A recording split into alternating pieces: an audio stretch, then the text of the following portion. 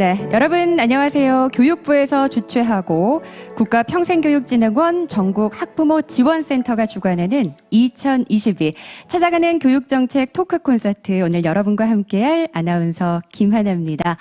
사실 코로나 바이러스가 정말 우리 코앞에 있다 보니까 안녕하시냐는 인사를 건네는 것조차 쉽지가 않습니다. 하지만 이 와중에도 우리 학부모님들의 열정 그리고 자녀들에 대한 사랑만큼은 변함이 없지요. 이번 행사는 전국 학부모 지원센터 유튜브 채널에서 생중계가 되고 있는데 벌써 전국에서 많은 학부모님들께서 함께하고 계십니다. 류철영님, 경남입니다. 메타버스에 관심이 많아서 함께 해주고 계시고요. 그리고 SYK님, 포항에서 또 함께 해주시고, 경기 군포에서 이성은님, 그리고 충남 대천초 학부모 신학진님을 비롯해서 많은 분들이 인사를 건네주고 계시는데요. 저희가 이 코로나19 바이러스로 인해서 현장에서 직접 뵙지는 못했지만 이렇게 소통을 하면서 현장 못지않은 생생함 전해드리겠습니다. 여러분께서도 유튜브 채팅창을 통해서 많은 관심 그리고 많은 질문들 뜨겁게 반응해 주시면 저희가 또 함께 이야기 나누면서 즐거운 시간 만들어 가도록 하겠고 있는데요. 우리 아이들은 그냥 디지털 환경에서 나고 자란 그야말로 디지털 네이티브들입니다. 저도 사실 부모로서 아직 감정 조절도 못하는 아이를 바라보면서도 고민이 많아지거든요. 이 아이가 살아갈 사회는 얼마나 더 많은 것들이 변할 것인가? 과연 어떻게 무엇을 가르쳐줘야 하는가? 지금까지 우리가 살아온 방식과는 분명히 다를 텐데 고민이 많아집니다. 저도 이런데요. 구체적으로 자신의 미래를 설계해가는 학생들을 바라보면서 우리 학부모님들 얼마나 고민이 많으실까요? 많은 것들이 변화하고 있고요. 그 중에서도 이 메타버스, 우리의 삶을 굉장히 크게 달라지게 만들고 있습니다. 그래서 많은 학부모님들께서 관심을 갖고 또 따로 공부하시는 분들도 많으실 거예요. 오늘 함께 하시는 학부모님들도 또 그런 분들이라고 생각을 하고요. 잠시 설명을 드리자면 메타버스, 가상, 그리고 초월을 의미하는 메타, 세상을 의미하는 단어 유니버스의 합성어지요. 사실 이제는 그래도 의미는 조금 익숙해진 것 같습니다. 이 가상 세계에서 아바타를 통해서 만나기도 하고 또 버추얼 인플루언서가 TV 광고에 나와서 상품을 홍보하는 것도 조금은 익숙해졌는데 우리에게는 더 큰 고민이 남아있죠. 그래서 메타버스는 우리의 무엇을 어떻게 바꿀 것인가? 우리는 아이들을 위해서 무엇을 준비해야 하는가? 자, 오늘 그런 고민들을 해결하기 위해서 바로 전문가 분을 모셨습니다. 오늘 모신 교수님은 경희대학교 경영대학원 교수님으로 재직 중이시고요. 도서 메타버스의 저자이시기도 합니다. 자녀와 함께 준비하는 미래 사회를 주제로 김상균 교수님을 자리로 모셔보도록 하겠습니다. 여러분 환영해 주십시오. 어서 오세요. 안녕하세요. 반갑습니다. 반갑습니다. 네, 여러분. 채팅창을 잠깐 제가 보고 있습니다. 벌써 많은 분들이 인사를 해주시고 계시네요. 예, 제가 어떤 공간인지 여러분들 잘 모르실 텐데 카메라도 있지만 또 여러분들이 채팅창이 앞에서 버티고 있어갖고 함께 있는 것 같은 느낌이 듭니다. 중간중간에 이렇게 글을 볼 수 있을 것 같아요. 제가 약간 노안이 와가지고 멀리 있는 게 좀 그렇긴 한데 오늘 글씨 크게 해주셔가지고 잘 보입니다. 그러니까 중간에 궁금하신 부분이 있으면 언제라도 의견이나 질문 남겨주시면 제가 유튜버처럼 바로바로 보고서 말씀드려보도록 하겠습니다. 제가 오늘 이제 준비한 주제가 자녀와 함께하는 미래 사회예요. 저도 자녀가 둘이 있는데 늘 고민입니다. 이 녀석들과 어떤 미래를 만들어야 될지. 저는 이제 여러 학문을 공부했는데 기본적으로는 인지과학자입니다. 그래서 인간의 마음과 철학을 바탕으로 해가지고 삶에 대한 미래를 어떻게 그려나갈지 이런 부분 좀 풀어가 보도록 하겠습니다. 이렇게 반갑게 인사해 주시니까 너무 고맙습니다.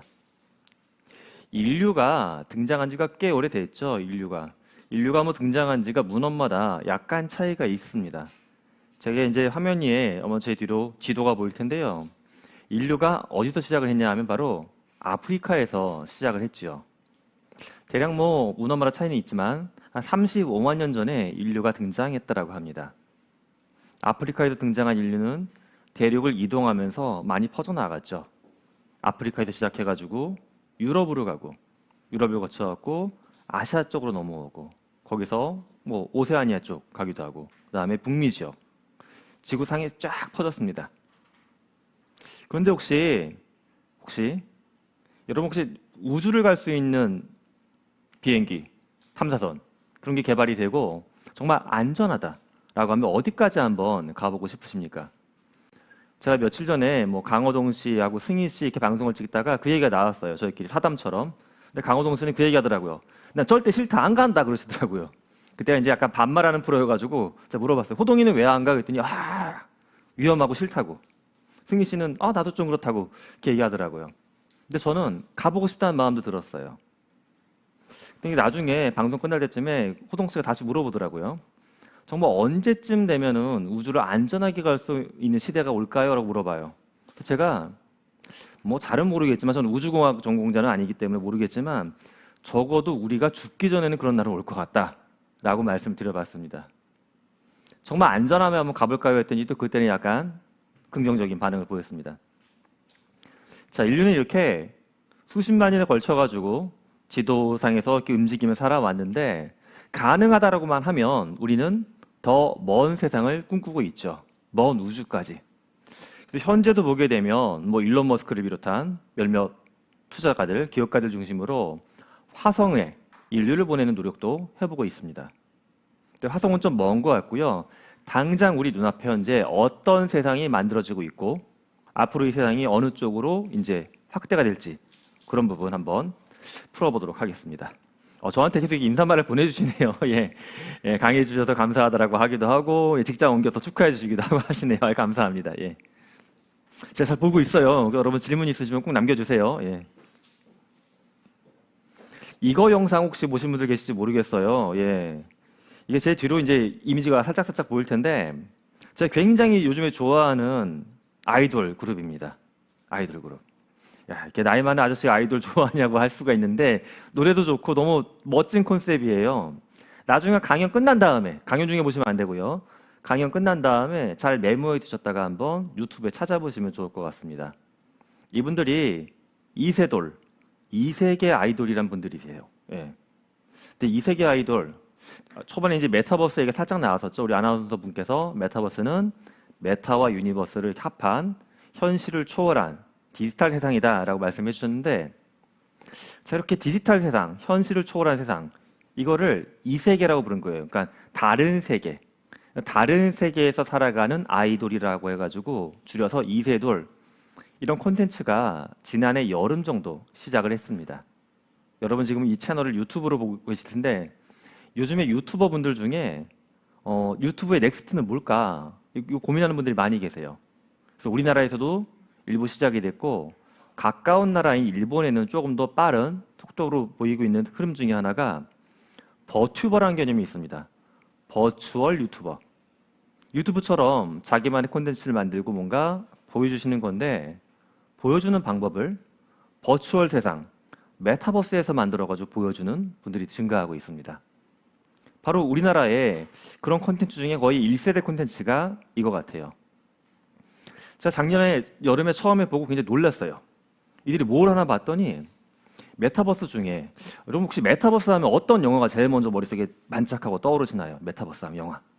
이게 사실 약간 시차가 있어가지고 제가 지금 물어봐도 여러분들이 바로 응답해도 바로는 안 보일 텐데 남겨봐 주시면 좋을 것 같아요. 메타버스 하면 저는 그래도 뭐 예를 들어 매트릭스, 뭐 영화 아바타, 최근에 봤던 프리가이. 근데 또 여기서 빠지면 안 되는 영화가 있죠. 레디 플레이어 원. 2018년도에 스티븐 스필버그 감독이 만들었던 영화. 많은 분들이 그걸 머릿속에 많이 그리세요. 정말 기술이 발전하면 미래에는 영화 레디 플레이어 원처럼 그런 세상이 오는 거냐.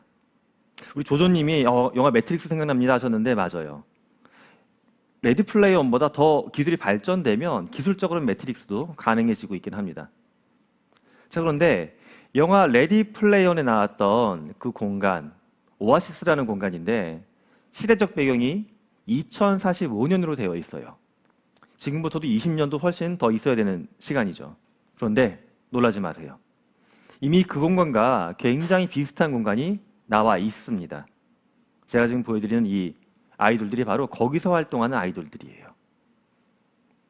VR 챗이라고 하는 메타버스 공간이 있는데 거기는 이 VR 장비를 뒤집어 쓰고서 실제 들어가는 공간이에요. 그러면 공간에서 내가 현실에 나가고 다른 모습으로 이렇게 움직일 수가 있습니다. 현실에 존재하지 않는 많은 공간을 만들어서 들어갈 수도 있고요. 그래서 지난 여름에 이들이 이렇게 방송국을 만든 거예요. 메타버스 안에다가. 그래서 몇몇은 심사위원, 몇몇은 아이돌, 싱어, 아마추어로 등장해가지고 서로 노래를 부르고 경연을 하면서 이렇게 올라간 겁니다. 최종적으로 봤더니 결과가 어떻게 됐냐 하면 한 6명이 뽑혔어요. 화면에 나온 이분들. 그래서 이분들이 실제 데뷔를 했습니다. 아이돌로. 데뷔를 했는데 그럼 뭐 KBS나 MBC에 나온 거냐? 그렇게 데뷔를 한 게 아니라 데뷔조차도 메타버스에서 뮤직비디오를 만들어가지고 음원을 공개했습니다. 근데 음원이 올 초에 봤더니 그 차트 있죠, 음원 차트. 음원 차트에 어떤 데서는 1등, 어떤 데서는 5등, 이렇게 10위권에 막 들어갔어요. 대박이 난 거죠, 그야말로. 시작한 지 1년도 안 된 이런 가상세계 아이돌이 뮤직비디오, 음원 차트를 휩쓸고 있는 시대가 된 겁니다.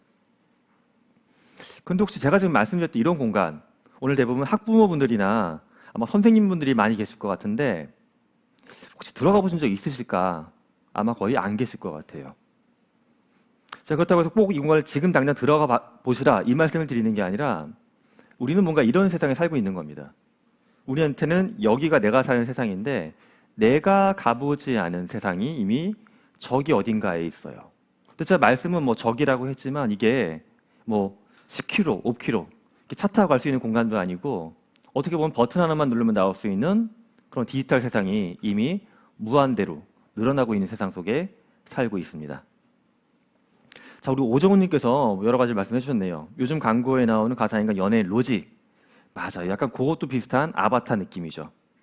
몇 달 만에 10억을 벌었다는데 인간보다 더 능력 있는 거 보고 놀랐습니다. 하셨습니다. 예. 실제 우리는 그렇죠. 컴퓨터 화면 속이나 메타버스 속에서 내가 아바타로 뭘 하는 거, 우리 아이가 아바타로 뭘 해가지고 그게 과연 경제적인 의미가 있을까? 어떤 개인의 진로로서 의미가 있을까? 고민하시는 경우가 아직은 많습니다. 하지만 지금 우리 오정훈님 말씀대로 실제 이런 이들이 생각보다 많은 진로를 개척해내고 있습니다. 제가 영상을 하나 또 흥미로운 걸 보여드리려고 하는데요. 영상이 아마 플레이가 될 거예요, 여러분들 화면 속에. 자, 영상 보시면서 제가 퀴즈 하나 또 재밌게 내볼까 합니다.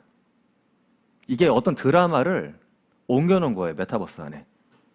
드라마에 대한 힌트를 좀 드리면 해산물과 관련이 있고요. 넷플릭스와 관련이 있고요.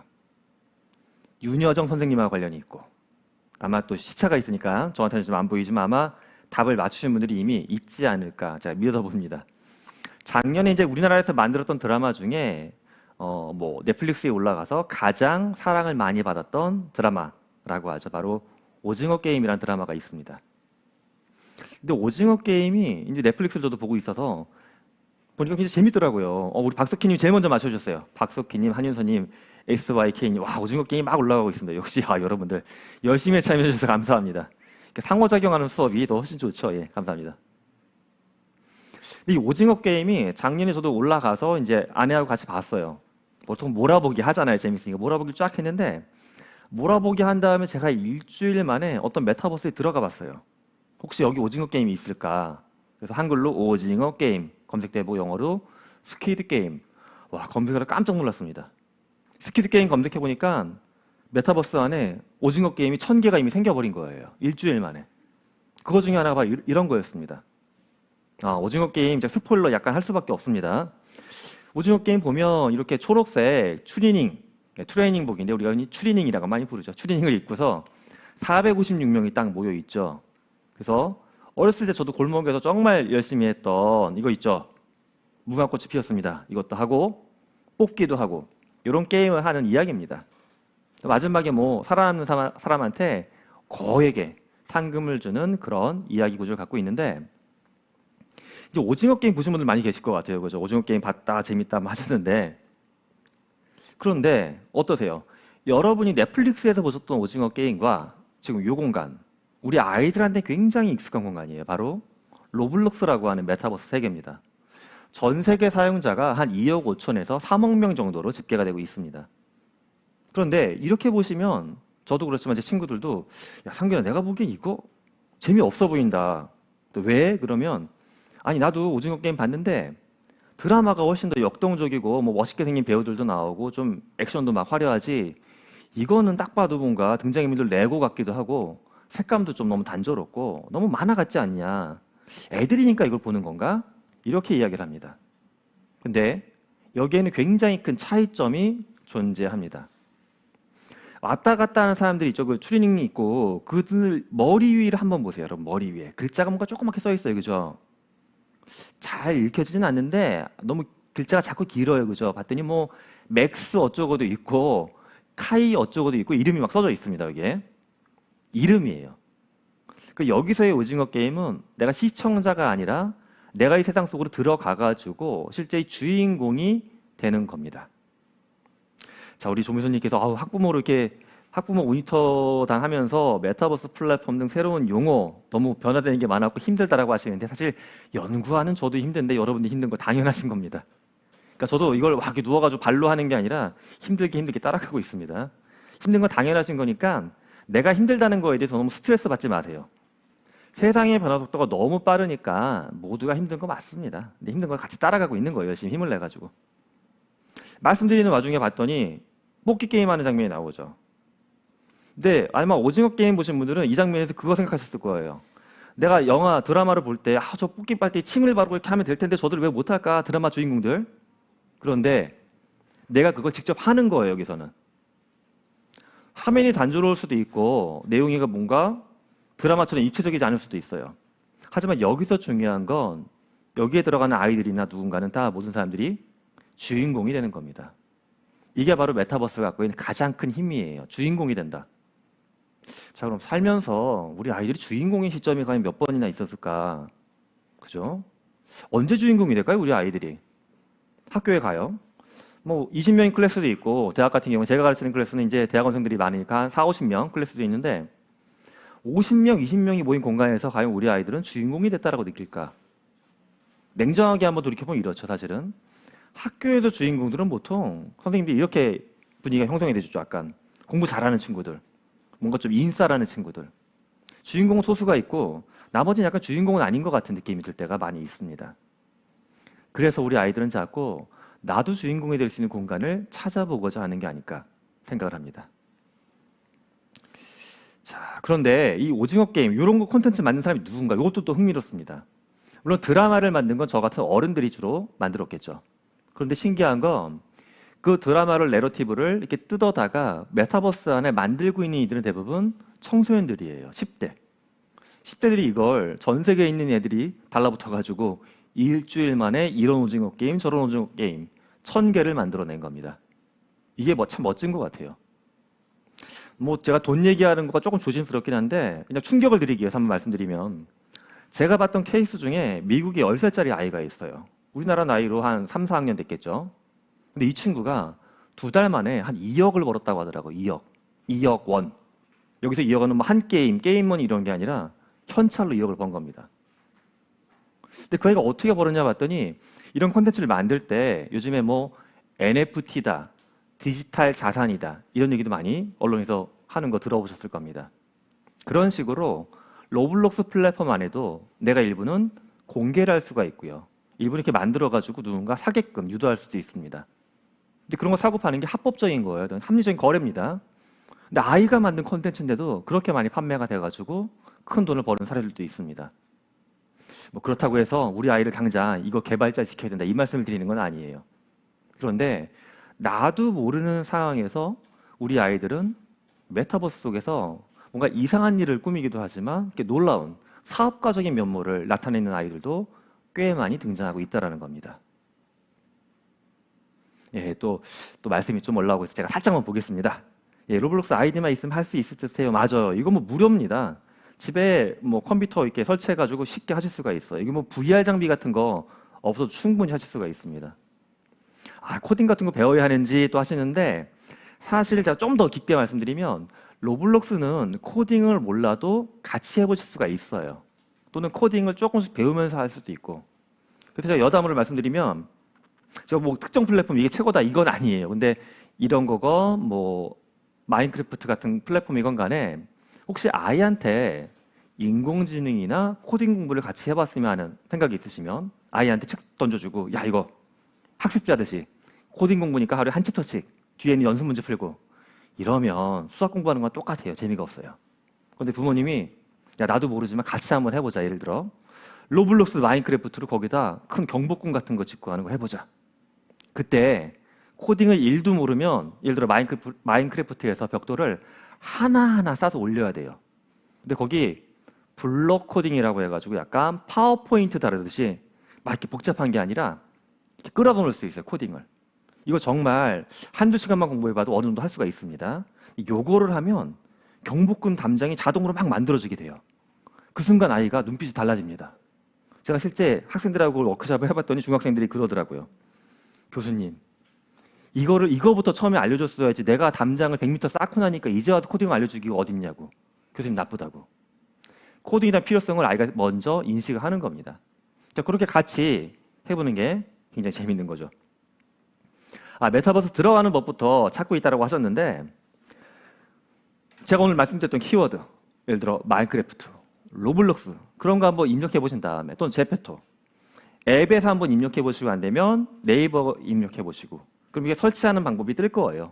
그거 그냥 옆에 물 한 컵 딱 갖다 놓으시고서 한 번에 잘 안 될 거다 마음 드시고서 천천히 해보시면 돼요. 천천히. 예. 사실 우리가 처음에 스마트폰 손에 줬을 때 지금 스마트폰으로 유튜브도 보시고 친구분들하고 연락도 잘 하시지만 처음엔 되게 힘들었잖아요. 그죠? 얘도 마찬가지입니다. 마찬가지니까 내가 한 번에 안 된다고 해서 너무 스트레스는 안 받으셔도 괜찮을 것 같습니다. 예, 아들이 마인크래프트 같이 하자고 하는데 아직도 도전을 못하고 있다고 하시는데 이번 주말이 또 하나의 계기가 될 수도 있을 것 같습니다.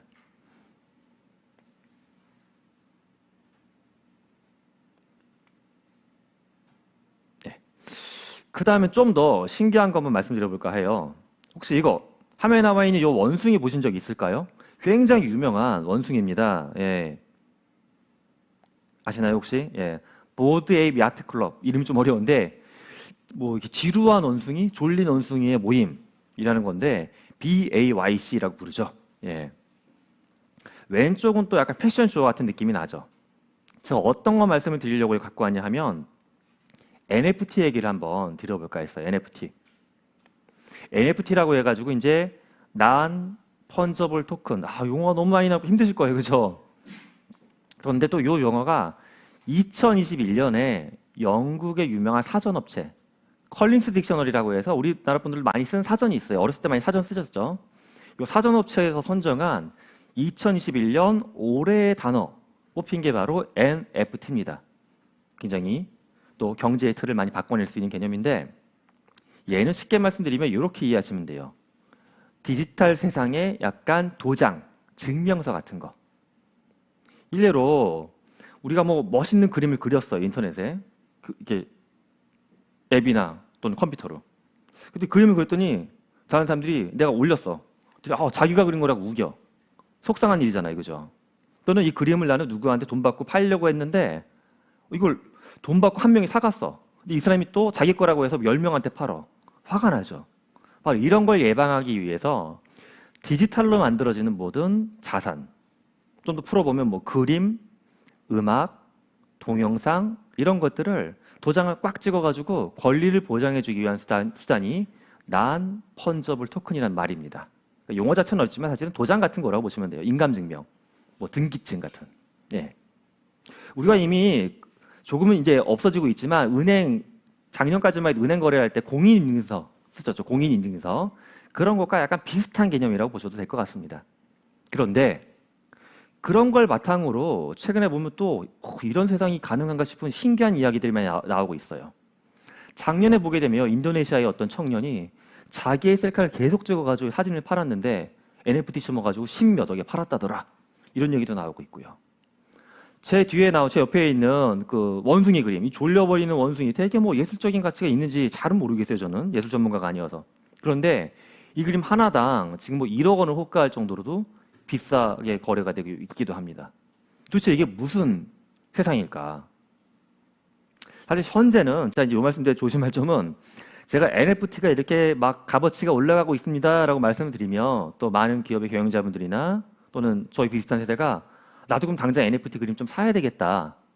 왜냐면 국내에서도 보면 우리 카카오톡 쓰는 이 회사에서도 NFT 그림을 사고 파는 플랫폼이 이미 있어요. 앱처럼 깔면 됩니다. 카카오 앱처럼. 나 그거 해봐야 될까? 해보셔도 뭐 괜찮긴 한데 지금은 사실은 NFT가 약간 거품이 좀 많이 들어가 있다고 봐요. 인증서긴 한데 무슨 말이냐면 앞서 어떤 청년이 자기의 셀카를 찍었어요. 이거를 NFT 치면서 파는데 그게 과연 어떤 맥락적인 좀 예술적인 의미가 있을까? 그 어떤 과학적인 의미가 있을까? 스토리적인 의미가 있을까? 예술적인 의미가 있을까? 별게 없어요. 그런데 그냥 아직까지 NFT 시장 초기니까 사람들이 막 사가지고 가격이 올라가 버린 겁니다. 그런데 저는 그렇게 어떤 투기의 대상을 바라보실 필요는 없고요. 다른 쪽 말씀드리려고 한 겁니다. 얘는 투기의 대상이 아니라 도장이라고 말씀드렸죠. 근데 우리는 뭔가 아직도 디지털 세상에서 무언가를 만들고 소비하는 거를 약간 낮은 문화로 보는 경향이 있어요. 이런 거죠. 오늘 방송 함께 해주시는 지금 140분 정도 들어와 계신데 음악을 처음에 돈을 주고 사셨던 경험이 있을 거예요. 내가 돈을 주고 샀을 때 그 음악은 어디에 담겨 있었나요? 경험. 한번 예전을 회상해 보시면 좋겠습니다. 저는 음악을 저 때부터 산 것 같아요. 카세트 테이프. 레코드는 제가 사봤던 적이 없고 카세트 테이프를 샀고 그 다음에 대학 들어갈 때쯤에 CD 샀고 전 제 기억은 그렇습니다. 그런데 요즘 아이들은 MP3죠 무조건 다 음원 차트 다운로드 받고 이렇게. 근데 우리가 또 한번 시간을 과거로 돌려보게 되면 MP3라는 매체가 나온 게 한 20년 정도 된 거, 20년 좀 넘었거든요. 근데 그 당시만 봐도 내가 디지털 음악을 돈을 주고 산다라는 거를 사람들은 이상하게 생각을 했어요. 음악이라고 하면 그렇죠. 지금 CD 사셨다고 하는데 CD나 카세트처럼 이렇게 돈을 지불하면 뭔가 주머니에 딱 꽂았을 때 부피감이 있는 뭔가 이렇게 들 수 있는 물건이 되어야지 어떻게 그 파일을 이 존재하지도 않고 보이지 않는 파일을 뭐 1,000원을 주고 10,000원을 주고 사냐 이상하다라고 생각을 했습니다. 하지만 NFT 말씀드린 이유는 디지털 자산의 어떤 통용성, 경제적인 가치가 점점 더 올라가고 있다는 겁니다. 앞으로 우리 아이들이 살아갈 세상은 물리적인 물건을 공장에서 만들어내는 거 여전히 필요할 거예요. 하지만 그거 못지않게 디지털 공간에서 공간을 만들고 물건을 만들고 영상을 만들고 이걸 소비하고 거래하는 시장 자체가 또 새로운 진로로 훨씬 더 커질 것입니다. 예. 점점 더 여러분들의 채팅이 좀 활기를 띠는 것 같습니다. 예전에 또 제가 음악 얘기 드렸더니 스트리밍 했던 거 맞아요. 웹툰 돈 내고 보는 거 예전 추억에 또 슬쩍 빠지셨네요. 좋습니다. 예. 자, 제가 또 요 그래프를 안 띄워봤는데 이거 혹시 어느 회사 그래프인지 아실까요? 이게 어떤 기업의 주가 그래프예요. 주가. 이게 그래프가 이제 앞에 쫙 있는 건 1970년대부터 있는 건데 1970년대부터 해서 50년 긴 시간이죠. 그걸 이제 그래프로 쫙 해놓은 거예요. 초반에는 거의 바닥이었는데 뒷부분에 갑자기 확 올라가네요. 이게 과연 어느 회사일까요? 제가 오늘 여러분들 앞에 계신 게 아니어가지고 뭘 드릴 수는 없는데 이건 정말 맞추시는 분이 계시면 제가 저서라도 하나 드리고 싶을 정도로 어려운 문제긴 합니다. 예, 요게 미국에 있는 빅테크 기업이고 힌트를 드리면 그 다음에 또 힌트. 이거 너무 결정적인 힌트인데 과일과 관련된 회사예요. 과일. 미국에 있는 회사면서 과일. 그리고 또 요즘에 뭐 한국인들도 어른 아이요 다 좋아해요. 우리 김현성님이 테슬라인가 하셨는데 테슬라는 또 과일하고 관련성은 별로 없잖아요. 한요셉님 정답입니다. 한요셉님 애플. 예, 맞아요. 애플입니다. 여러분들 눈치가 좋으시군요. 애플 막 올라오고 있어요 지금. 예. 애플 미국 기업 맞아요. 애플 미국 기업이죠. 예. 뭐 여담인데 애플이 이렇게 한 입 베어 먹은 사과 모양이잖아요. 그죠? 로고 해가지고 이게 여러 가지 썰이 있어요. 썰. 제가 중간에 지루하실까봐 딴 얘기 살짝 드리는 건데 그거 재미있는 이유 또 썰 중에 하나가 창업자인 스티브 잡스가 처음에 사과 창고, 사과 그 농장에서 일을 했어서 그거를 이제 로고 썼다는 말도 있고요. 뭐 여러 가지 썰이 있긴 합니다. 여튼 예 맞추셨습니다. 축하드립니다. 제가 뭐 앞에 계신 게 아니어서 뭘 드릴 수가 없네요. 근데 이 애플이 만들어진 게 1970년대예요.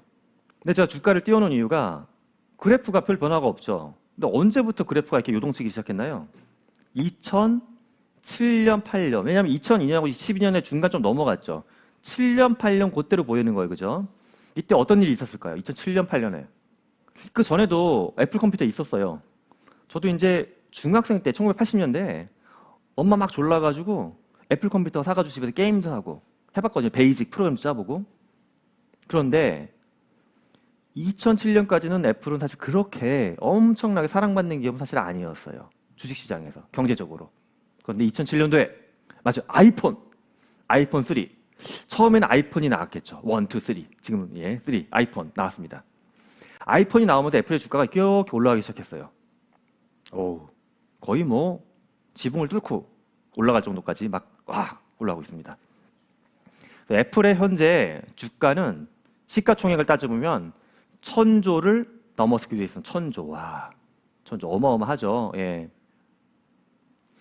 애플은 스마트폰을 통해서 새로운 세상을 열었다라고 이야기를 합니다. 그런데 요즘에 또 제가 사전 질문에도 그런 게 있었는데 우리 아이들이 디지털 기기, 특히 스마트폰 많이 쓰니까 고민이 많으시죠. 이게 뭐 좋은 용도로 쓰이기도 하는데 너무 얘만 들여다봐. 사람 안 만나려고 그래. 밖에 안 나가려고 그래. 나하고도 대화 안 해. 그런데 이렇게 세상을 엄청나게 바꿔놓은 게 바로 스마트폰이죠. 이 스마트폰을 만들었던 애플, 그 다음에 같이 이 시장을 키워나가고 있는 구글이나 삼성, 이런 기업들이 공통적인 특성이 있습니다.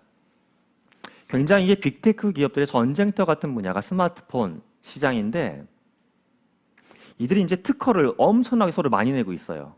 그래서 스마트폰이 나왔던 2000년도 초반부터 시작해서 보게 되면 전 세계 스마트폰과 관련된 특허 출원이 매년 이렇게 증가합니다. 계속 증가해요. 근데 몇 년 전부터 스마트폰 특허가 거의 안 나오고 있어요. 잘. 특허 증가세가 둔화되기 시작했어요. 혹시 최근에 스마트폰 바꾸실 때 그런 생각 드신 적 없으세요? 내가 지난번에 쓰고 있던 스마트폰과 이번에 새로 비싼 돈 주고 산 스마트폰이 뭐 엄청나게 달라지지 않은 것 같아. 예를 들어 이런 생각. 또는 접는 거. 이렇게 한 번 접고 두 번 접고. 지금 병풍 모양도 나온다고 하죠. 여러 번 접는 거. 접는 건 자꾸 신경 쓰는데 본질적인 기능에는 큰 차이가 없다라는 겁니다. 그렇단 말은 스마트폰을 잇는 다른 장비가 나올 수 있다는 거죠. 자, 이 다음 장비가 굉장히 중요한 게 우리는 지금 메타버스를 디지털 세상을 작은 스마트폰 화면 또는 컴퓨터 화면으로 주로 들어가요. 그러니까 어떤 분들은 들어가기가 불편하다, 답답하다, 들어가 봤더니 뭐 별거 없더라 이렇게 생각하시는데 디바이스에 지금 변화가 되는 변곡점에 서 있습니다. 우리가 스마트폰이 없던 시절, 투지폰 쓰던 시절 있죠, 투지폰. 투지폰 혹시 기억나시는지 모르겠는데 그때 이제 1세대 때 삐삐가 있었고 2G 넘어오면서 우리 그때 이제 좀 전화기가 싸진 거잖아요. 011, 016, 017. 그때부터 이제 친구분들하고 통화 열심히 하셨을 거예요. 예. 근데 스마트폰이 생기기 시작하면서 엄청나게 많은 게 가능해졌죠. 유튜브도 되고, 카톡도 되고, 배달의 민족도 되고, 엄청난 변화가 왔습니다. 근데 더 큰 변화가 앞으로 디바이스가 넘어가면서 메타버스라는 디지털 세계가 정말 커질 거라고 저는 생각을 합니다. 자, 주가 그래프 보여드리니까 왠지 또 채팅창이 약간 식은 것 같은 느낌도 나긴 합니다. 다시 우리 아이들 얘기로 한번 돌아와 볼까 해요. 제가 이제 학생들 인터뷰도 가끔씩 합니다. 뭐 초등학생, 중학생, 고등학생들도 부모님하고 같이 인터뷰할 경우도 있고 아니면 사전 허락을 받고서 학생을 별도로 인터뷰하는 경우도 가끔 있는데 제가 이렇게 로블록스에서 많은 활동을 하는 아이를 만난 적이 있어요. 뭔가 다양한 공간도 만들고 특히 혼자만 하는 게 아니라 외국에 있는 학생들과 같이 이렇게 연동을 해가지고 팀을 짜가지고 여러 개 멋있는 작업들을 하고 있더라고요. 그래서 그 친구가 만든 거 왜 만들었고 뭐 하는지 막 보다가 제가 이걸 물어봤어요. 너랑 같이 활동하는 친구가 유럽에 있는 아이라고 들었는데 혹시 그 친구가 어디 사는지 알아? 본 적 있어? 실제 모습. 그러니까 로블록스에 있는 아바타 모습이 아니라 실제 모습을 봤는지 또는 그 친구가 정확히 어디 사는지 아는지 물어봤어요. 근데 아이가 어디 사는지 모른다고 하더라고요. 영국에 산다고만 들었다고. 실제 얼굴 혹시 본 적이 있냐? 어떻게 봐요, 교수님? 그래요. 로블록스인데. 아바타로만 만나는데. 그래서 제가 이 질문하는 거를 아이는 굉장히 의아해 하더라고요. 교수님, 근데 제가 그 아이가 어디 사는지 왜 알아야 되죠? 그 아이의 실제 얼굴 제가 왜 봤어야 하죠? 역으로 질문을 해옵니다. 근데 저는 이 질문이 되게 놀라웠어요. 저는 옛날 사람인 것 같아요, 옛날 사람. 아무리 온라인으로 만나고 뭐 해도, 흔히 그 소구조사라고 하죠. 소구조사에서 어디 사는지, 학교는 어디 나왔는지 하고, 전화 통화하고 나면 꼭, 다음에 얼굴 보고 밥 한번 먹자. 얼굴 봐야 되고, 만나야 되고 하는데, 우리 아이들이 이제 살아가는 공간은 약간 관계가 달라지고 있는 겁니다. 그들은 상대방이 어디 사는지, 실제 인종이 뭔지, 성별이 뭔지, 나이가 어떤지에 대해서 관심이 점점 더 없어지고 있습니다. 근데 어떤 것 같으세요? 누군가하고 관계를 만들 때 이 사람의 나이나 성별이나 인종이나 국적을 신경 쓰지 않는 사람들. 이게 좋은 걸까요? 나쁜 걸까요? 부모님 입장에서 조금 불안할 수는 있어요. 네가 만나는 그 사람의 실제 모습이 누군지 모르는 거잖아요. 하지만 한편으로는 저는 이렇게도 생각을 해봤습니다. 그 아이가 로블록스에서 아바타로 만나는 친구, 그 친구는 본래 모습이 예를 들어 몸에 큰 장애가 있어서 사실은 움직이지 못하는 누워있는 아이일 수도 있고요. 사실은 굉장히 나이가 어린 사람일 수도 있고 나이가 많은 사람일 수도 있어요. 하지만 이 디지털 공간을 통해서 아이는 그런 걸 다 넘어서가지고 만나고 친구로 지낼 수 있는 거죠. 두 가지의 방향이 전 다 있다라고 생각을 합니다. 하지만 확실한 건 그게 어떤 방향이건 간에 기성세대가 살던 세상과 우리 아이들이 살아가는 디지털 세상의 관계에 대한 양상이 달라지고 있다. 그렇게 생각을 해봤습니다.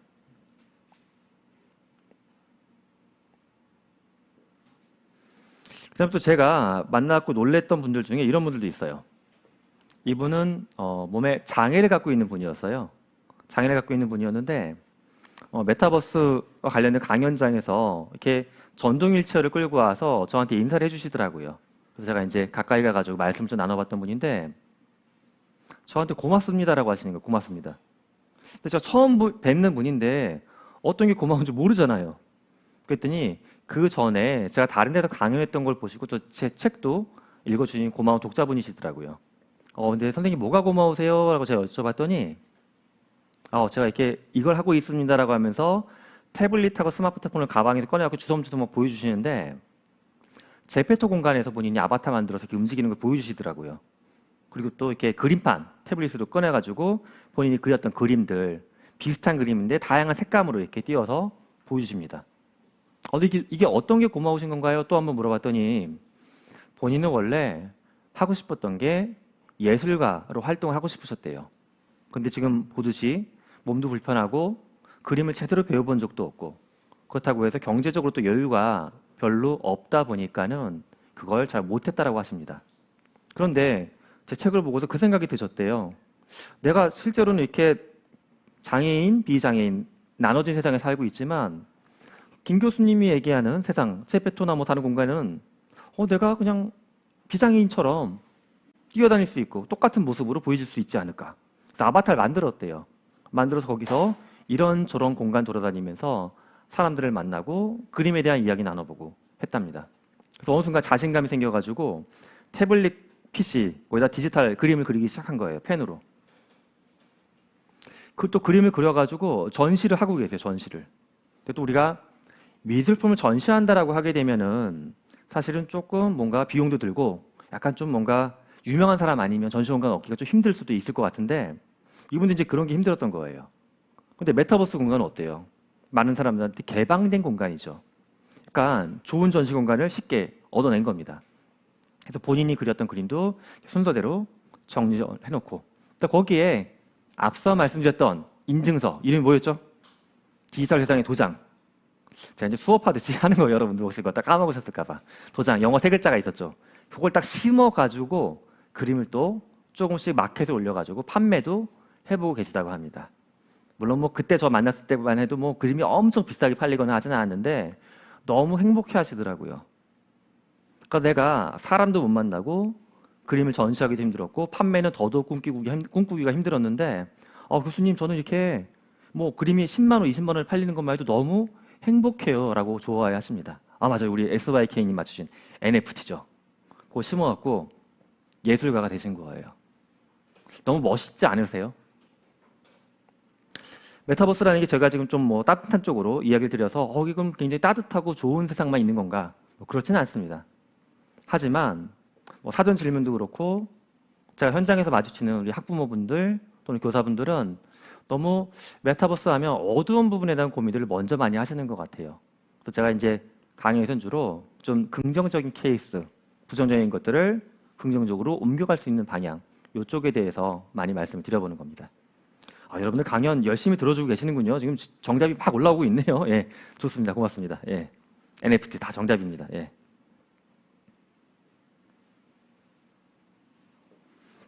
자, 그리고 또 제가 이제 뭐 강연도 하고 여러 가지 활동을 하고 제가 또 홈페이지에 보면 제 이메일도 공개되어 있고 하거든요. 그러다 보니까 다른 학교 학생들이 저한테 또 연락 오는 경우가 꽤 있어요. 일주일에 최소한 메일이 3-4개는 와요. 예. 어떨 때는 대학생들도 오지만 초등학생들도 저한테 메일을 보낼 때가 있어요. 근데 신기한 건 초등학생들도 메일 보내면 꽤 정중하게 메일 보냅니다. 근데 제가 어떻게 그걸 하나 했더니 이 친구들이 지식인에서 배워요, 그걸. 교수한테 메일 보내는 법이 있어요, 실제. 샘플이 있어요. 이 친구가 대학생 같은데 말투가 초등학생이에요. 지식인 대단해요. 예. 어쨌든 내용은 뭐냐 하면 저한테 뭘 물어보고 싶은 거죠. 근데 이 질문을 들으면서 제가 마음이 좀 아팠어요. 대학생도 그렇고 초등학생도 그렇고 똑같은 이 질문이었는데 교수님, 저는 어디 사는 전주에 사는 어느 초등학교 6학년 누구예요? 내용이 이거예요. 저는 메타버스 건축에 관심이 있어요. 이제 13살짜리인데 그죠? 건축. 근데 이 친구가 좀 찾아봤더라고요. 유튜브에서 뭐 보고 또 사촌 오빠한테 물어보고 해가지고 대학교 건축학과에서 뭐 배우는지 대충 알아낸 거예요. 건축이 크게 이제 대학을 가면 건축학, 건축공학 이렇게 두 가지가 있거든요. 건축공학은 특히 약간 이렇게 뭐랄까 역학적인 걸 배워요. 건물이 이렇게 해주면 안전할지, 바람이나 지진이 괜찮을지 그런 거. 건축학은 약간 디자인적인 걸 배웁니다. 공간 디자인. 근데 본인이 듣고 봤더니 아니 이걸 배우건 이걸 배우건 간에 내가 로블록스 건축가가 되려고 하는데 뭐가 핀트가 좀 안 맞는 거예요. 방향성이. 왜냐하면 이게 나쁘다는 게 아니라 물리적인 공간의 건축은 말 그대로 물리학의 법칙을 따라갖고 짓는 거죠. 그런데 제페토나 로블록스 있는 공간들을 보면 말도 안 되는 공간들이 있어요. 막 점프해서 10층까지 올라가요. 그리고 바닥에 막 용암이 흘러다녀요. 이런 이상한 건축을 어디서 배우겠어요, 그죠? 그런데 막상 그런 공간에 어른들도 들어가죠. 신나게 뛰어다닙니다. 예. 그걸 물어보는 거예요. 초등학교 학생 또는 대학교 학생이. 이런 걸 듣다 보면 그 생각이 들었어요. 저는 우리가 좀 반성을 해야 되겠구나. 제가 뭐 건축을 가르치는 사람은 아니지만 왜 그럼 우리 대학교 제가 있는 예를 들어 경희대 건축학과에서 이걸 가르쳐 주실까 이런. 그러니까 존재하지 않았던 메타버스 공간에서는 건축이 어떻게 달라지는지 인간의 경험이나 삶이 어떻게 달라지는지를 배우는 것도 이제 필요하지 않을까. 우리가 먼저 준비하지 못했으니까 학생들이 먼저 이야기하기 시작한 거잖아요. 이제 기특하면서 한편으로는 미안하다는 생각이 울컥하고 들었던 경험이었습니다. 다른 학과 학생들도 이렇게 연락이 조금씩 와요. 뭐 의상 디자인 학과. 실제 제 지인 중에도 팬데믹이 터지는 작년 초반이었는데 유럽 어딘가에서 패션 디자인을 공부하고서 그때 한국으로 이렇게 왔더라고요. 그런데 고민이 생긴 거예요. 원래 패션 회사에 들어가려고 했는데 그때 뭐 갑자기 일자리가 기업들이 안 뽑으려고 했잖아요. 경기가 안 좋아지니까. 그래서 이제 부모님하고 상의를 해서 자기만의 작은 패션샵 같은 걸 만들까 했는데 그것도 역시 또 두려운 거죠. 경기가 너무 안 좋아지고 있으니까. 그래서 저하고 이렇게 살짝 상담을 한 다음에 이 친구가 그럼 나는 아바타 의상을 만드는 사람이 돼보면 어떨까요? 하더라고요. 괜찮다. 한번 해보면 좋겠다. 꽤 잘 되고 있어요. 꽤. 뭐 돈 얘기하기는 좀 그런데 어쨌든 이 친구가 원래 취업했을 때보다는 월급을 그때 월급보다는 많이 버는 것 같더라고요. 그런데 또 그 과정에서 이런 생각이 들었어요. 이 친구가. 내가 원래 만들었던 옷은 인간한테 핏이 딱 돼야 되고 또 뭐 질감도 있고 옷감에 대한 자질도 다르고 다 뭔가 다른 거였잖아요. 근데 무언가 다른 맥락의 것이 이 공간에 있는 거예요. 디자인이라는 게. 근데 내가 배웠던 디자인에서는 그게 뭔가 좀 빈 부분이 보이더라. 바로 이런 부분들. 시대는 변하고 있는데 학교에서 지금 학생들을 15년째, 16년째 가르치는 저조차 이거를 많이 못 도와주고 있었구나 하는 반성이 들었습니다. 그럼 누가 뭘 해야 될 텐데, 누가 잘못한 건데, 그걸 따지려고 하는 게 아니라, 잘못했다고 드리는 말씀이 아니라 우리가 좀 함께 이걸 만들어 가야 되지 않을까 하는 바람입니다.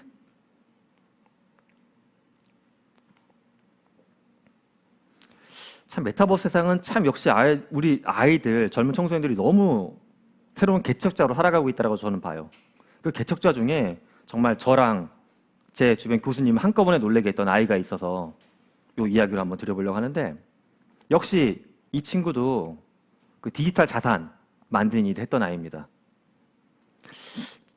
작년 12월 정도로 제가 기억하는데, 저랑 친하게 지내는 교수님이 어느 날 연락이 왔어요. 전화가 와가지고 제가 받았는데 막 약간 당황한 목소리예요. 무슨 일인가 봤더니 자기 아이가 큰 일을 치렀대. 큰 일을 쳤다고. 큰 일을 쳤어 김 교수, 이러는 거야. 그래서 그 집 아드님이 제가 예전부터 봤는데 되게 얌전하고 그냥 똘망똘망한 아이였는데 뭔 사고를 쳤나 했더니 통장을 들이밀었대요, 본인한테. 어머니 아버지 오세요라고 해서. 그래서 큰 사고 쳤을 때처럼.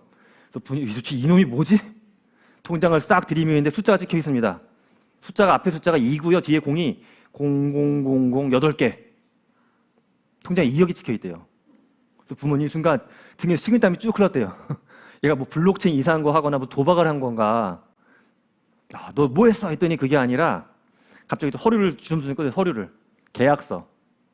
일을 하고 있더래요, 일을. 근데 얘가 일을 어떻게 했나 봤더니 맨날 팬데믹이니까 집에서 학교 가고 집에서 원격을 학원 다녔대요. 그래서 거의 삼시세끼를 집에서 해결하고 있는 아이였는데 중간중간 짬이 날 거 아니에요, 쉴 때. 그때 뭔가 알아봐가지고 회사를 약간 비정규직처럼 다니고 있었던 겁니다, 이 친구가. 근데 일을 뭘 하나 봤더니 디지털 자산 만들어서 거래하는 일을 하고 있더래요. 근데 회사가 계약을 약간 수당? 그런 걸 한 거예요, 인센티브제. 그러니까 1년 동안 번 게 그 정도 돈을 벌었다고 합니다. 와. 그래서 저한테 도대체 자랑하려고 전화하신 거예요 했더니 그건 아니고 뭔가 했더니 앞으로에 대한 고민이시더라고요. 앞으로. 우리 아이가 지금 이제 몇 년 있으면 대학을 가야 되는데 이걸 봤더니 대학을 가야 되는 거예요? 저한테 물어봐요. 아니 본인도 교수인데. 저도 교수고 그분도 교수였거든요. 그치요? 이게 참 세상이 이래요, 교수님. 우리 애도 이러면 어떨까? 뭐 이런 생각을 했어요.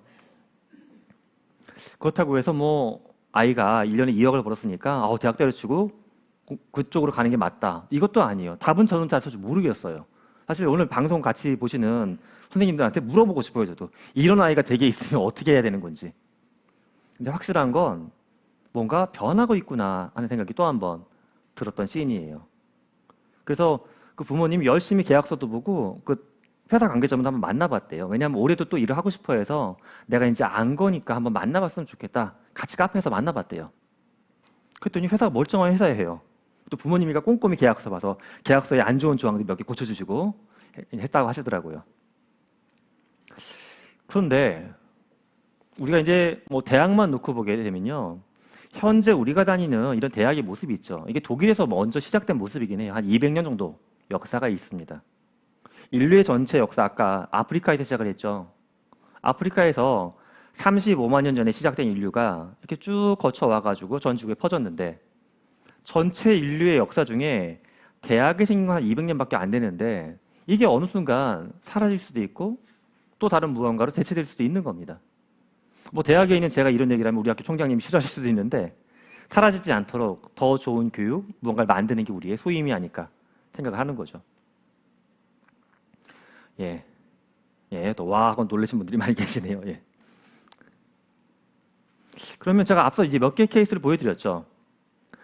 유럽에 있는 아이들하고 같이 연합을 해가지고 뭔가 공간을 만들고 있는 아이, 저한테 전주에 사는 아이가 보냈던 이메일, 또는 조금 전 친구처럼 집안에서 공부만 하는 것 같았는데 자기 방문을 나오지도 않던 그 냄새나는 청소년이 밖에 나가서 어마어마한 경제활동을 하고 있는 상황, 이걸 도대체 어떻게 해석을 해야 할까?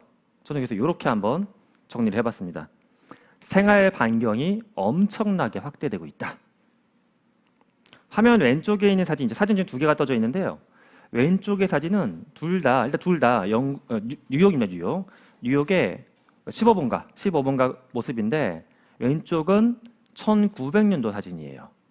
그 당시만 해도 아직 자동차가 보급이 안 됐던 시절 마차를 타고 다니고 있죠. 13년 뒤에 봤더니 다 이게 이렇게 초기에 포드 자동차로 도로가 덮여 있죠.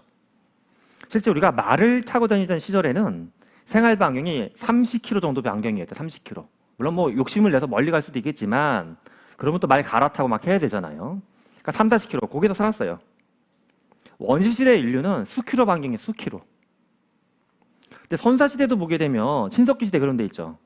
도끼를 깨서 만들어요, 돌을. 근데 재밌는 건 저는 이렇게 역사 얘기를 좋아해가지고 예를 들어 바닷가에서 나왔던 돌이 내륙에서 발견되는 도끼도 있어요. 그럼 도끼가 굴러간 것이냐?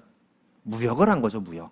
근데 그 당시의 무역은 여기서 가까운 거리에 한테 팔고 이 사람이 갔다가 또 여기 팔고 여기 팔고 다 이렇게 단계를 거쳐 나가면서 돌고도끼가 저기까지 간 거예요. 근데 이게 말을 타기 시작하면서 한 번에 쭉 가기 시작했죠. 30km까지는. 그런데 이게 자동차로 또 바뀌면서 생활 반경이 100km, 200km까지는 확대가 됐습니다. 일일 생활 반경이. 그런데 앞서 그 아이, 그 냄새나는 우리 집 청소년은 방에 계속 있었는데 밖에 나가면 사고 칠까 봐 멀리 있는 회사, 대충 그분이 지방에 살고 계시거든요. 다른 도시. 근데 회사가 서울이었어요. 대략 200km 밖에 있는 회사하고 계속 매일 일을 한 거예요. 맨 처음에 나왔던 학생의 케이스에는 그 친구도 집이 서울은 아니었는데 지구 거의 반대편에 해당하는 유럽에 있는 누군가랑 협업을 하고 있었던 거죠.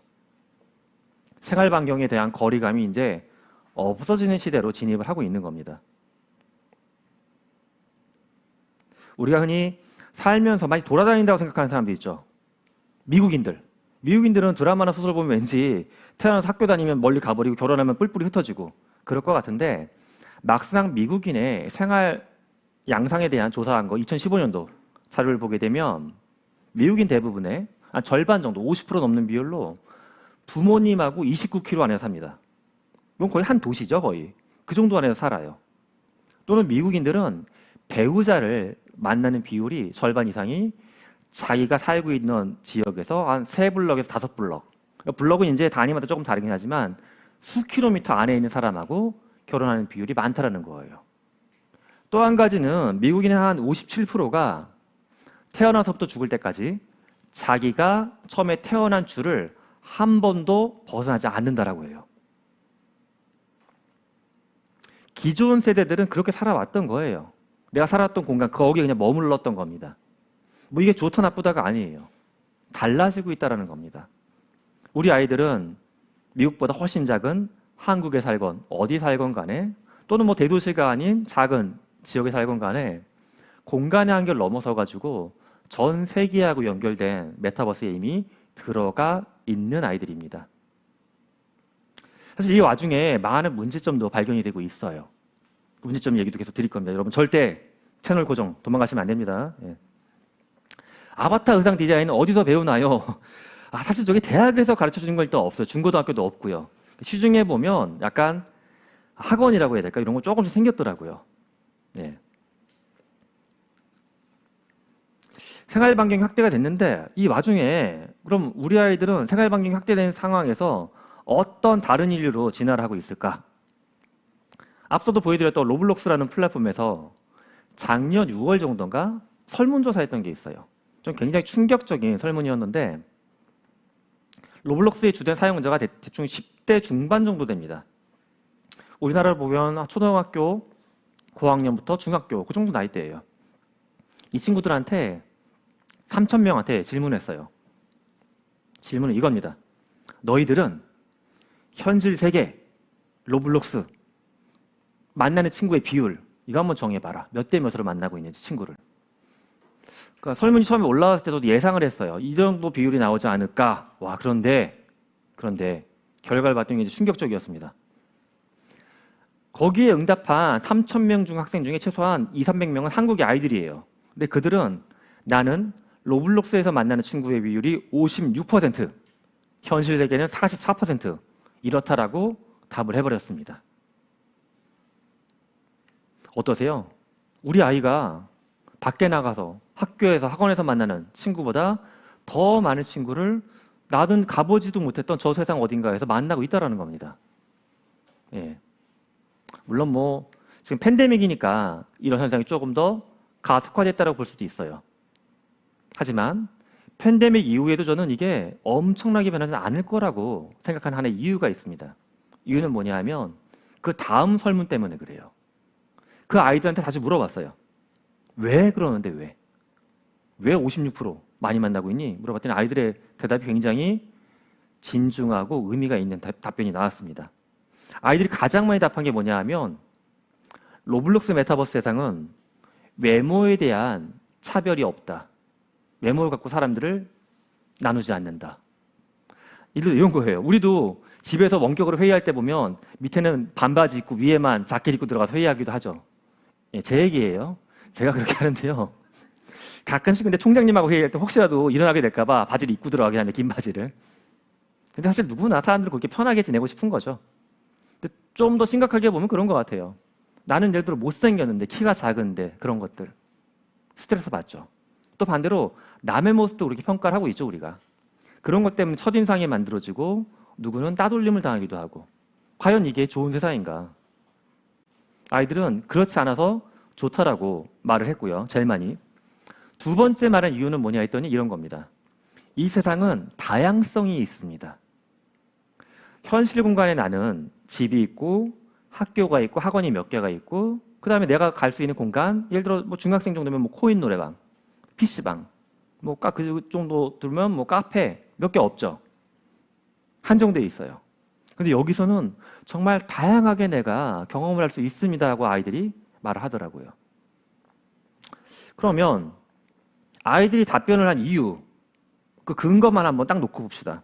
우리가 누군가를 만나는데 거기서 만나는 사람들은 서로 외모를 차별하지 않아요. 그리고 정말 다양성이 존중되는 공간이에요. 그 두 가지 이유만 놓고 보면 정말 이건 우리가 흔히 꿈꾸는 멋진 세상 아닌가 하는 겁니다. 하지만 다시 한번 말씀드리지만 두 가지 이유는 물론 좋은 거지만 나머지 모든 게 다 좋냐? 그건 절대 아니에요. 그건 절대 아닙니다. 예, 할머니도 손주들과 소통하기 위해 배워야 할 메타버스 숙제입니다 하셨는데 실제 이제 그렇게 소통하시는 분들이 꽤 되기도 하세요. 그러니까 이런 케이스죠. 만약 우리 아이가 뭐 전화 통화하는 것도 좋지만 전화 통화만 또 계속하면 이야기 거리가 떨어지잖아요. 그럴 때 이제 조금 사전에 연습하셔가지고 그 아이가 좋아할 만한 공간에 같이 들어가서 아바타 형태로 만나면 또 얘기가 왠지 또 달라집니다. 또는 아이가 할머니 내가 만들어 놓은 공간이 저기 있으니까 한번 같이 가봐요. 가보기도 하고 또 굉장히 또 독특한 경험이 될 수 있습니다.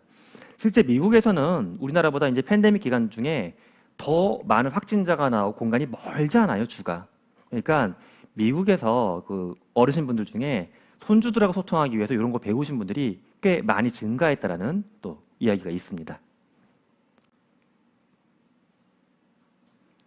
자, 근데 또 우리 아이들이 이렇게 살아가는 메타버스 세상에는 독특한 생명체가 등장하기 시작했어요. 앞서 메타버스에서 영국인도 만나고 뭐 지역에 있는 학생들도 만나고 멀리서 소통을 하는데 또 하나의 흐름은 진짜 사람이 아닌 가상인간이라는 개념이 또 등장을 하고 있습니다. 가상인간.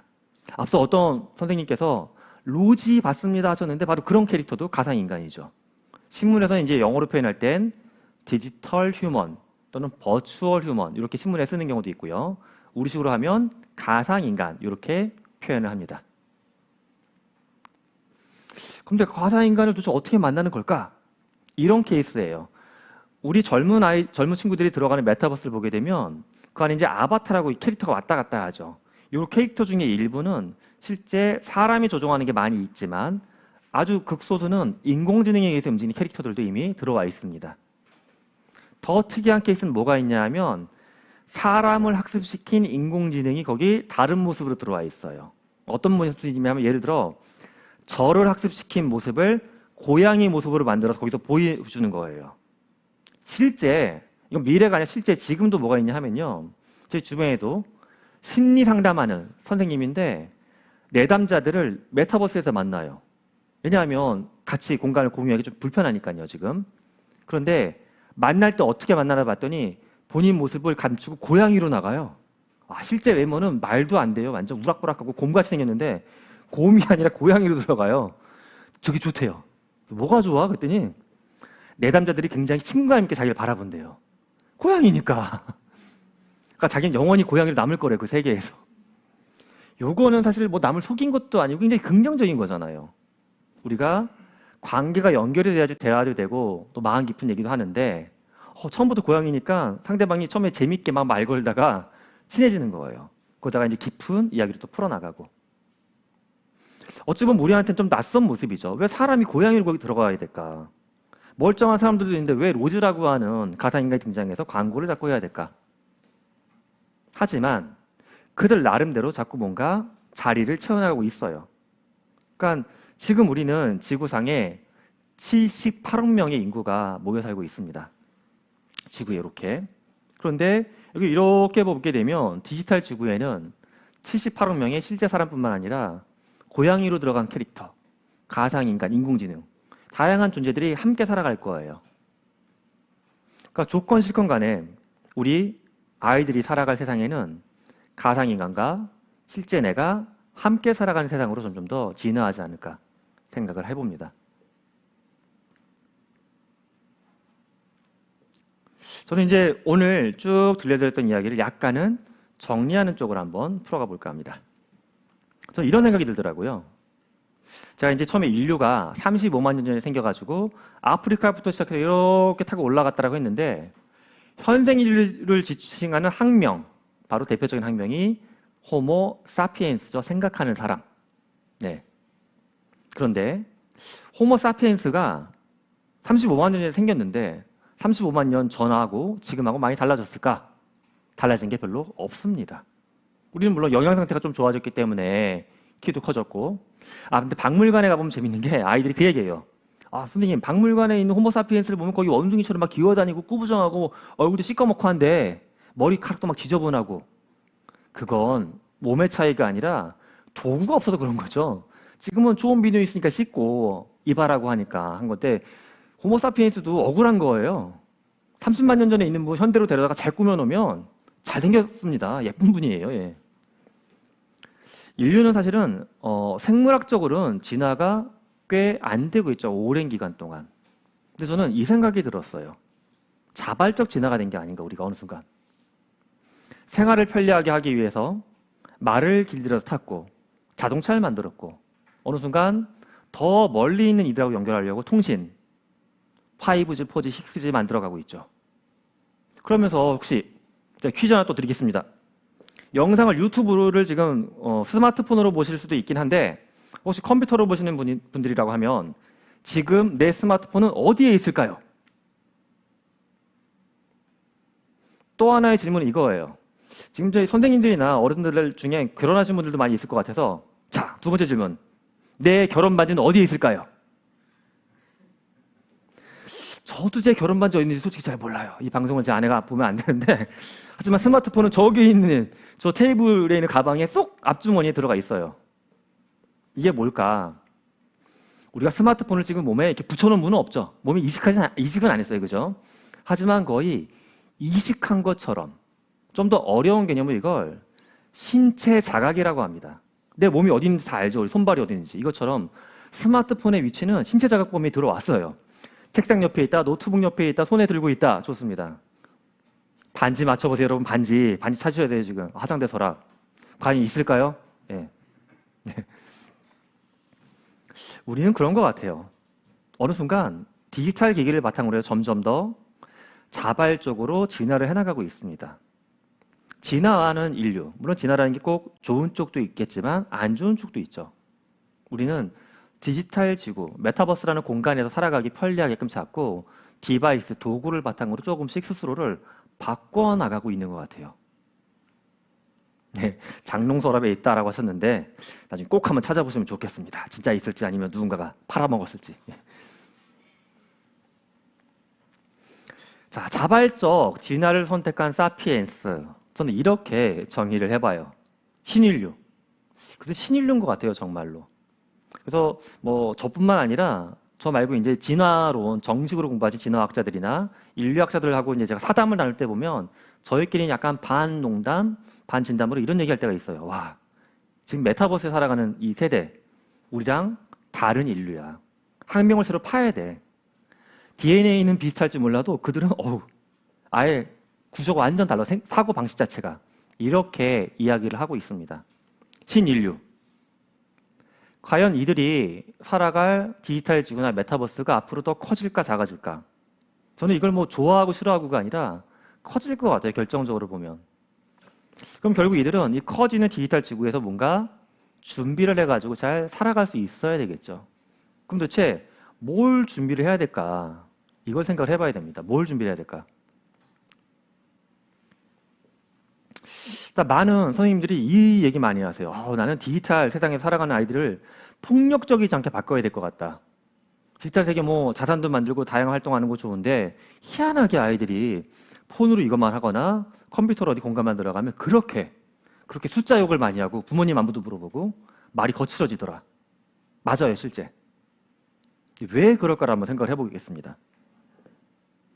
이제 여기서 얘기하는 우리 아이들이 보통 10대 초반에서 10대 후반, 그 나이대일 거예요, 10대. 근데 10대는 어떤 이제 생물학적인 특성이 있냐 하면 인간이 이제 머리에 있는 뇌 중에 전전두피질, 이 부분이 잘 발전이 안 돼 있어요, 발달이. 근데 이게 뭘 하는 거냐 하면 이게 약간 이성적인 사고, 계획적인 사고라는 뇌예요. 일단 계획을 잘 못하는 뇌예요. 이성도 떨어지고. 그리고 이제 사람이 여러 가지 호르몬이 나와서 우리가 작동되는 거죠, 몸이. 호르몬 중에 대표적으로 한 3가지 호르몬. 도파민이 인간의 자극욕, 새로운 거를 꿈꾸게 만드는 호르몬이에요. 이게 근데 10대 때 굉장히 높아요, 수치가. 두 번째가 좀 더 문제인데 테스토스테론. 남성 호르몬이라고 하는데 이 수치가 높을 때가 또 10대 때입니다. 근데 그때 이게 높으면 발생하는 현상이 테스토스테론은 남성 호르몬이라고 말씀드렸죠. 싸워야 돼요. 지배해야 돼요. 힘을 보여줘야 돼요. 그러니까 나는 새로운 걸 원하고 막 지배하고자 하는 욕구가 굉장히 클 때가 10대 때입니다. 근데 인간이 갖고 있는 또 3번째 중요한 호르몬 중에 하나가 코르티솔이에요. 코르티솔은 우리를 약간 균형감 있게 안정감 있는 사람으로 붙잡아주는 역할도 하고 있습니다. 근데 애석하게도 10대 때는 이 수치가 좀 낮아요. 그러니까 이게 모든 게 합쳐진 게 바로 10대 때예요. 그래서 저는 제가 만든 표현은 아닌데 외국인 학자가 쓴 표현이 너무 재밌는 표현인데 10대는 젊은 야만인입니다. 젊은 야만인. 그러다 보니까 그들이 메타버스 공간에 들어가면 자꾸 젊은 야만인 습성이 나오는 거예요. 그런데 여기서 또 아니 학교에서 수업 받을 때 안 그러던데요, 그래요. 아니 학교에서 수업 받을 때 애가 갑자기 벌떡 일어나고 뛰어다니고 옆에 있는 애한테 욕을 하면 그건 거의 미친 거죠. 예. 학교에서는 통제가 되는 겁니다. 선생님이 앞에 있으면 아이들은 아무것도 하면 안 된다. 받아만 적어라. 이거잖아요. 그런데 메타버스에서 내가 주인공이에요. 움직여도 되고 말을 할 수 있는 주체적인 사람이 되는 거예요. 그러니까 나의 본질적인 모습이 나오는 겁니다. 근데 10대의 본질적인 모습 중에 하나가 폭력 성향이 있기 때문에 그 씬에서 이게 많이 보이는 것 뿐입니다. 그렇다고 해서 이게 좋은 거냐? 그렇진 않아요. 아이들한테 알려줄 게 있습니다. 알려줄게. 네가 상대방이 저렇게 폭력적으로 나올 때 너의 느낌은 어때? 감정은 어때? 너 지금 화난 것 같은데 당연히 화가 나죠. 부모님 안부 묻고 막 욕하면. 그러면 반대도 사실은 마찬가지인 거죠. 근데 아이들끼리는 이게 내가 했던 행동이나 말을 되뇌이는, 다시 돌아보는 경험이 없어요. 왜냐하면 그 공간 자체는 그들 연령대 그들끼리만 들어가 있는 공간이에요. 그 공간에 선생님도 안 계시고 학부모님도 안 계세요. 그러니까 그런 걸 잡아줄 사람이 전혀 없는 겁니다.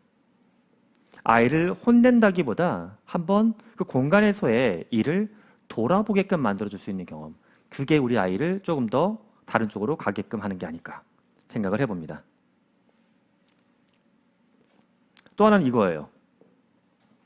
실제 대학생들도 이게 이제 올라왔어요. 거의 30대 초반까지도 이 현상이 올라와서 저는 이걸 굉장히 심각하다고 보는 건데, 신인류가 갖고 있는 문제점, 뭔가 물어보면 이렇게 대답을 해요. 새로 나온 어떤 그림이 있어. 그림 어때? 그러면 좋아요. 싫어요. 이게 지금 우리가 보고 있는 유튜브 화면이에요. 유튜브에 보면 이 버튼이 있죠. 좋아요랑 싫어요 버튼. 뭐 물어보기만 하면 답변이 둘 중에 하나밖에 없어요. 또는 몰라요. 환장하겠죠 진짜. 인간이 느끼는 감정을 심리학자들은 뭐 처음에 큰 분류만 했을 때 30가지 정도로 쪼개니 30가지. 근데 그 모든 감정을 딱 그냥 양분화해서 흑백 나눠버리고 있는 거예요. 사실 근데 이 부분은 이런 메타버스 공간을 만든 어른들의 잘못이긴 합니다. 버튼이 자꾸자꾸 눌러져야지 사람들이 좋아하잖아요. 그러니까 누르기 좋은 버튼만 만들어 놓은 거예요. 감정이 복잡해가지고 한번 고르려고 하면 30개 중에 골라야 돼. 불편하잖아요. 편리하게 이것만 만들어 놓은 겁니다. 근데 어느 순간 제가 이게 30대까지 올라왔다고 말씀드린 게 유튜브를 우리가 쓰는 세월이 10년이 됐어요, 이미. 그러니까 10년 동안 유튜브를 써왔던 분들은 어른임에도 불구하고 습성이 바뀌기 시작한 거예요. 뭐만 얘기하면 좋아. 김대리 이거 싫어, 좋아, 좋아, 싫어. 이것만 하고 있는 부장님이 나오고 있는 겁니다, 지금. 그런데 모든 걸 좋아요, 싫어요로 표현할 수 있을까? 아니죠. 신인류가 갖고 있어야 되는 기술은 저는 인공지능이나 코딩보다 더 중요한 게 이건 것 같아요. 인공지능이나 코딩은 지금도 커리큘럼이 꽤 잘 디자인되어 있다고 저는 생각을 합니다. 대학에서 많이 가르치고 있어요. 그런데 제가 관찰하는 교육신에서 빠진 게 이거예요. 우리 아이들이 인간의 감정을 온전하게 표현하는 역량, 남이 표현하는 감정을 제대로 읽어내는 역량, 이 역량이 점점 더 퇴화하고 있습니다. 감정을 전달하지 못할 바에야 영국에 있는 아이를 만나고 저 지방에 있는 사람들과 같이 소통하는 거, 이게 도대체 무슨 의미가 있겠습니까? 감정을 잃어버린 세대, 의미가 없다라고 봐요. 저는 오히려 신인류한테 필요한 기술, 배워야 될 부분은 인공지능이나 코딩보다는 감정에 대한 역량이라고 생각을 하고 있습니다. 늦었습니다 하셨는데 저는 그래도 희망이 있어요. 희망을 갖고 있습니다. 희망을 갖고 있는 이유가 이것 때문에 그런데요. 실제 이 사진을 제가 얼마 전에 찍은 사진이에요.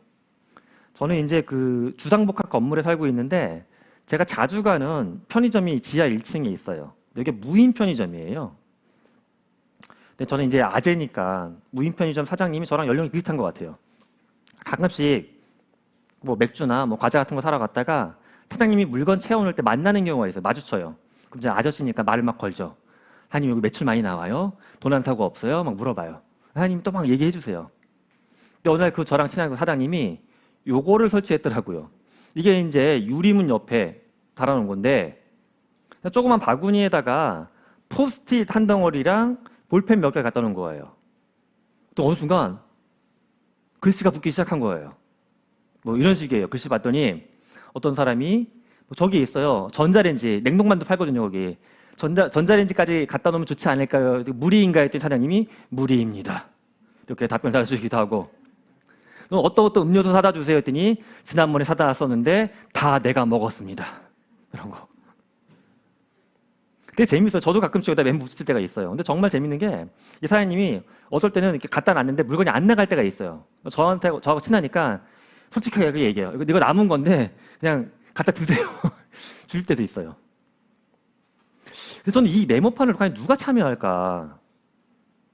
어떤 것 같으세요? 사실 알기가 힘들죠. 글자만 봐선. 근데 제가 이렇게 어느 순간 이렇게 쓱 봤어요. 뒤에서 물건 살 때 이게 앞에 있거든요. 봤더니 다양한 연령대가 쓰고 있더라고요. 초등학생도 거기다 이렇게 끌짝끌짝거리고 있고 할아버지도 거기다 뭐 붙이고 쓰고 있고 하더라고요. 글씨를. 우린 소통할 수 있구나. 내가 접근할 수 있는 공간만 있으면 소통은 저는 열려 있다라고 봅니다. 희망은 아직 있습니다. 또 이 사장님은 이 소통 공간을 또 다른 요긴한 목적으로도 확장을 쓰고 있더라고요. 이게 이제 무인 편의점이다 보니까 도난 사고가 가끔씩은 발생을 합니다. 그러면 이제 CCTV 도난 장면 딱 해가지고 사장님이 붙여놓으세요, 문 옆에. 그럼 저는 이게 잡혀요? 하고 물어봤어요, 이게. CCTV 봐도 제가 봐서 구분이 안 돼요. 남자인지 여인지 뭐 사진도 뿌옇고. 일주일이 있으면 다 해결난다고. 경찰에 신고하나요? 그랬더니 경찰이 신고한다고 이걸 잡아주진 않는다라고 거예요. 이게 너무 그러니까. 그런데 아이들이 찾아준다, 아이들이. 여기 이제 출입하는 아이들이 사장님하고도 가끔씩 마주치고 이것도 하고 친해지니까 찍어간대요, 그걸 이렇게. 자기들만 단톡방에 올려놓는 거예요. 학원 단톡방, 뭐 동창들 단톡방. 어차피 동네 편의점인데 뭐 기차 타고 와서 물건 훔쳐가지는 않을 거 아니에요. 그러니까 신고가 들어오는 거예요. 이거 뭐 3반의 그 녀석이다. 그러면 이제 사장님이 연락하는 거죠. 3반의 그 아이를 슬쩍 만나가지고 다독다독 거려가지고 그러지 말아라고 해서 문제를 해결하고 이렇게 문제를 풀고 있더라고요. 참 멋진 소통이라고 생각을 했어요. 저는 이제 보여드린 게 디지털 세상, 메타버스를 연구한 사람이긴 하지만 우리가 꼭 굳이 디지털 세상을 만들 필요, 꼭 굳이 메타버스 들어갈 필요는 사실 없습니다. 우리한테 중요한 건 편의점 옆에 있는 작은 메모장에 붙은 포스트잇일지라도 우리가 연결될 수 있으면 정말 그 자체로 멋진 메타버스입니다. 그게. 예, 또 동네 수사대 이야기도 하시고 소통이 필요한 것 같습니다. 멋진 편의점이셨네 하셨는데 이 편의점이 어딘지는 위치를 알려드리면 여러분이 자꾸 오실 것 같아서 저만의 핫플레이스로 남겨놓도록 하겠습니다. 저는 이렇게 이야기를 좀 정리를 해보고 싶어요. 우리 아이들은 아프리카에서 시작한 우리 조상이 이렇게 타고 넘어왔죠. 어디까지 갔나 봤더니 이미 지구에는 사람의 발길이 닿지 않는 데가 없습니다. 다 닿죠. 뭐 화성도 가려고 하고 있고 이미 다른 갔다 왔고요. 그런데 우리는 아직 안 갔지만 우리 아이들은 메타버스로 이미 이주를 시작한 거예요. 이건 마치 영국인들이 메이플라워 타고서 북미 지역 신대륙 개척하겠다고 갔던 그거 같은 시대예요. 근데 그때는 이랬죠. 메이플라워를 한번 타면 돌아올 뭐 기약이 없어요. 그죠? 몇 달 동안 배 타고 가는데. 그런데 지금 우리 아이들은 내 옆방에 자고 있으면서 아침 저녁으로 메타버스에 갔다 왔다 하는 거예요. 그러니까 우리는 이 아이가 떠났다는 게 인식이 안 되고 있는 겁니다. 하지만 아이는 이미 떠났습니다. 그럼 나는 과연 어떻게 해야 될까? 우리 학부모님, 선생님들. 아이가 갔다가 주기적으로 돌아오니까 그냥 내비두면 될까? 냅두면 될까? 저는 좀 아닌 것 같아요. 너무 넓은 세상, 새로운 세상이거든요. 오늘 말씀드렸던 좀 따뜻하고 좋은 사례들도 많이 있지만 굉장히 걱정되고 위험한 사례들도 많이 발생을 하고 있습니다. 새로운 세상에서 아이들끼리 스스로 질서를 잡아나가고 아이들끼리 스스로 건물을 짓고 개척하라고 하는 건 너무 가혹한 형벌이 아닐까. 실제 역사적으로 그런 일이 있었죠. 역사적으로 보게 되면 유럽인들이 특정 공간 개척할 때 죄수들만 배에 태워서 보내버렸잖아요. 너 이거 주권 설명 알아서 해. 신대륙에 혼자가 있는 우리 아이들을 학부모님이나 선생님들이 모른 채 한다는 이야기는 마치 과거 역사에서 죄수들을 대했던 사람들과 다를 바가 없는 겁니다. 하지만 우리 아이들은 죄수가 아니죠. 우리가 정말로 사랑하는 아이들, 정말 소중한 아이들인데 신대륙에 그렇게 방치를 해도 되는가? 우리 같이 좀 더 반성을 하고 그들을 위한 무언가를 좀 더 많이 만들어야 되지 않을까 하는 생각입니다.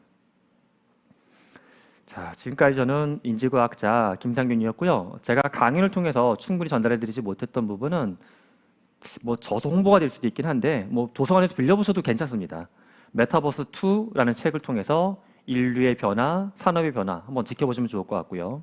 또는 좀 더 인문학적인 이야기를 바탕으로 메타버스의 미래를 소설로 보시고 싶은 분은 제가 만든 아름다운 그림과 함께하는 책이 있으니까 브레인 투어라는 소설도 한번 기회가 되시면 봐주시면 좋겠습니다. 감사합니다, 여러분. 네, 고맙습니다. 네, 김상균 교수님 정말 감사드립니다. 우리 학부모님들의 눈높이에 맞춰서 변화하고 있는 이 세상을 알기 쉽게 설명을 해주셨습니다. 메타버스라는 신대륙으로 떠나가고 있는 우리 아이들을 바라보면서 우리가 무엇을 해야 할지 정답은 없지만 함께 준비해 나가야 한다는 것은 우리 모두 알 수 있었는데요. 말씀해 주신 것처럼 영화 속 이야기들이 현실이 되어가고 있습니다. 자, 우리 역할에 대해서는 2부에 조금 더 자세히 이야기를 나눠보도록 하겠습니다. 2부에서 김상균 교수님과 함께 OX 퀴즈와 질의응답 시간을 통해서 더 자세한 이야기 나눠볼 거고요. 여러분의 궁금증도 해결해 드릴 테니까요. 대화창에 많은 질문들 남겨주시면 되겠습니다. 자, 멀리 가지 마시고요. 여러분 채널 고정해 주시고 잠시 후 5분 뒤에 다시 돌아오겠습니다.